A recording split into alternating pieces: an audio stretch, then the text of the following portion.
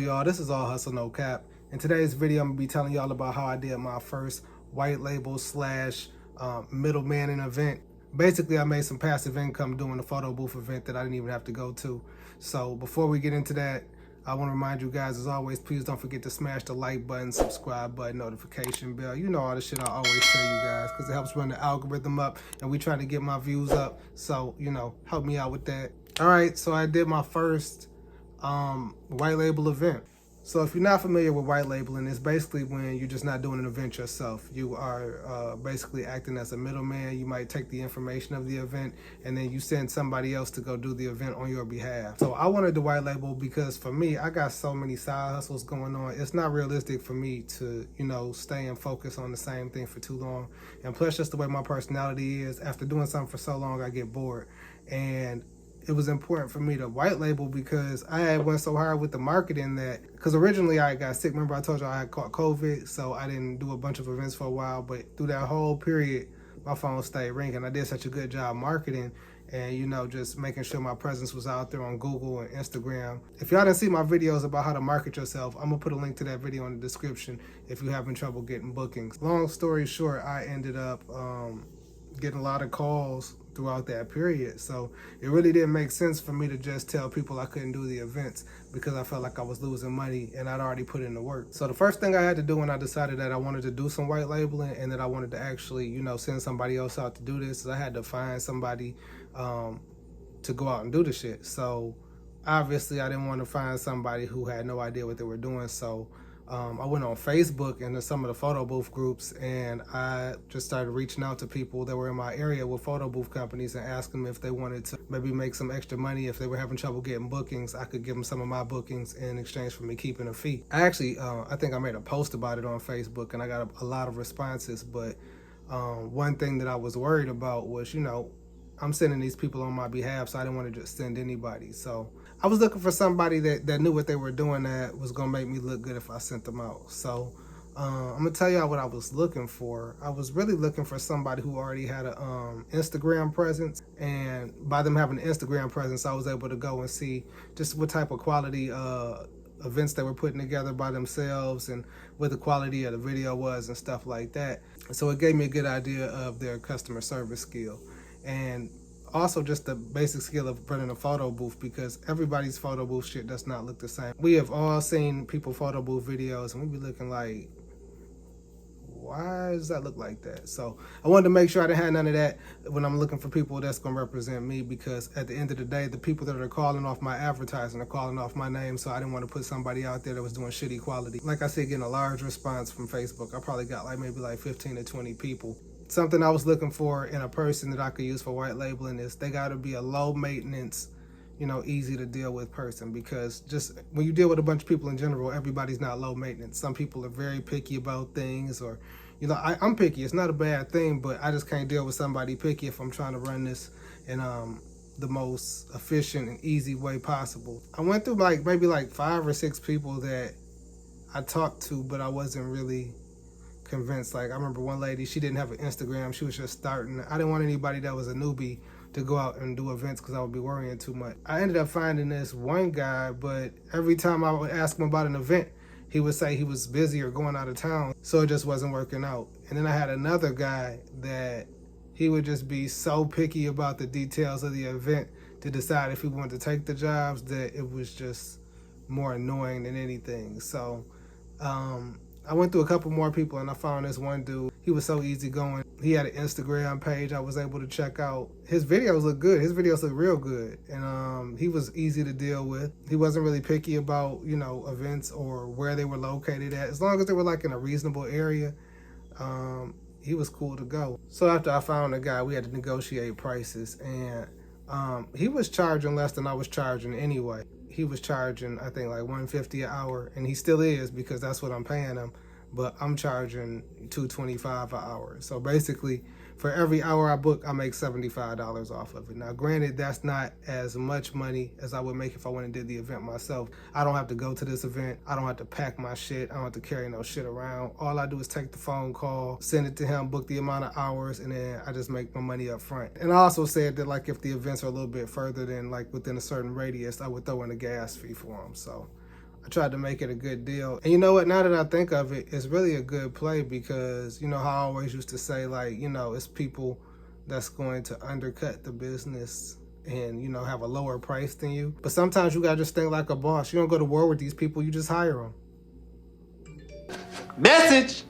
So after we negotiated the prices or whatever, I got the first call for an event that I was able to book. And it was for a wedding. I got the booking. So I went ahead and got all the information like you normally do. You know, like the name of the event address, the date, what song they want playing, if they want to overlay or not, if they want to overlay, what are the color themes, things like that. Collected all that information.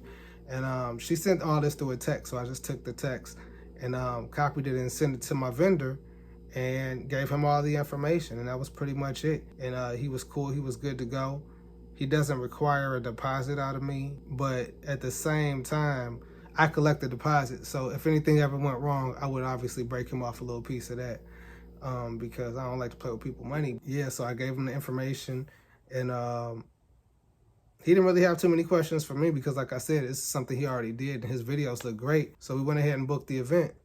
And it was in about a week or so. But I'm not gonna lie, I was kind of nervous because anytime I got to send somebody out, mind you, this is a stranger, so I don't even know if I should recommend that y'all find people like I did. But it worked out for me. But you know, I know how I hire people, and I'm very strategic on how I pick people to do stuff for me. So I felt like it was gonna work out, and it did. So I regret nothing. The end. You got to know yourself before you hire somebody that you've never met. I'm gonna say that. Because I guess that's tricky, and maybe I should do a video on that now that I'm thinking about it.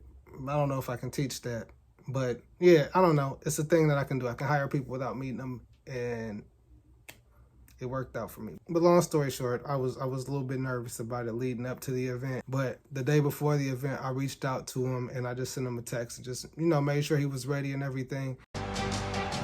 Don't fuck this up! And actually, before I reached out to him, he had reached out to me to ask me some, just some specifics about the song that they wanted on there. And so I reached out to him the day before the event and also the morning of the event, just to make sure we was on track for everything.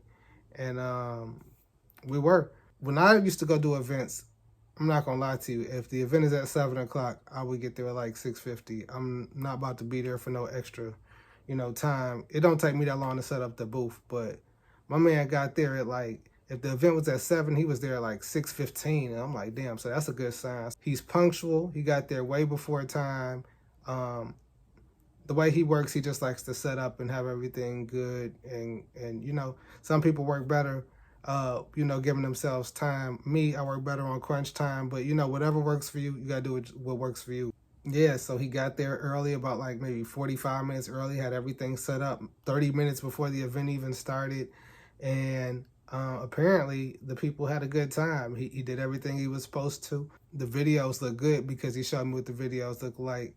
It worked out good. The people had a good time. He got paid. Everything just kind of worked out good. So, you know, for me, it was a good event. At the end of the event, I told him to send me his best video, because that's what I used to always do when I did events. I would take the best video and put it on my IG. So I had him send me the video, and then I threw it on my IG just so I could keep my IG going and add my hashtags and shit, keep my marketing going strong. And that's basically how we played it. He went and did the event. I got a good video to put on my IG, and I got paid and he got paid. So I don't think you could ask for anything better than that. All in all, I said it worked out pretty good. I will say there are some pros and cons to white labeling. One obvious con to white labeling is you won't make nearly as much money white labeling as you would as if you went and did the event yourself. That's true, kind of, but I guess it just depends on how you play it, because at the same time, if I continued to white label and I found more people to do events for me, I could potentially book, you know, multiple events on the same day and still have my time and make a significant amount of money. Because there was a point where when I was doing the events myself, sometimes people would book, somebody else would try to book the exact same time, and I would have to turn one of those down. But by me white labeling, I have the option to either hire more people, or if I still want to go out and do an event myself, I still can. I can make a bigger portion of the money. Another pro to white labeling is that it just becomes passive income. And you know, I'm real big on passive income because, you know, when you don't have to be somewhere to make money, then I think you are at your most efficient. So, you know what I'm saying?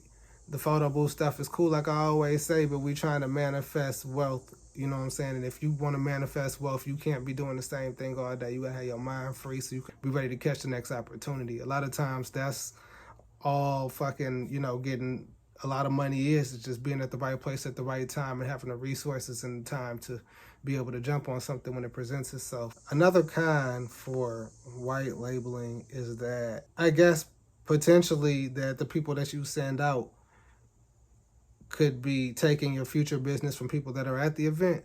Like maybe they're passing out their own personal flyers or something when they're at the event. And you don't know. But to be honest with you, I don't care. You know what I'm saying? Do your thing. You can use my platform to advertise for yourself and make yourself some more money. I don't care. You're adults. You can do what you want. So... I'm not making myself clear. I don't give a fuck. Just be able to answer the phone when I call and let me send you these fucking bookings so I can make money and I ain't got to be there. So that's where I'm at with that. Now, I'm not saying I would never do no photo booth events again. Like, it's kind of fun to do them sometimes, you know what I mean? But I just, like I said, I got so many other things going on. I got the YouTube I'm trying to keep up with, and I'm not doing a great job because it's been like 3 weeks since my last video. I'm doing Airbnb. I got the Turo. I'm looking into some other things that I'm not going to talk about just yet, but we're going to get into it, I promise. I got a bunch of kids, you know what I'm saying? It's crazy. So, yeah, I would recommend white labeling to somebody who wants to make this business passive. So if you started a business and you just either just always wanted a passive income from something, this is a good way to convert this business to a passive income. If you jumped into this business and now maybe you got more interest in something else, or you want to expand or something, it's a good way to expand your business as well, because if you're getting a lot of double bookings and you can't be at 2 places at once, maybe you want to consider white labeling so you don't have to leave that money on the table. Because when somebody's booking an event, you know what I'm saying, it's for a certain date. 9 times out of 10, they're very specific on that. So if you don't get it, it's not like you can save it for later. You're just leaving money on the floor. So I guess what I'm saying is white labeling works out for everybody. Even if you are just trying to operate your own business, it's a good way to be able to expand so you don't have to leave money on the table. One more thing I want to tell you guys before I get the fuck out of here.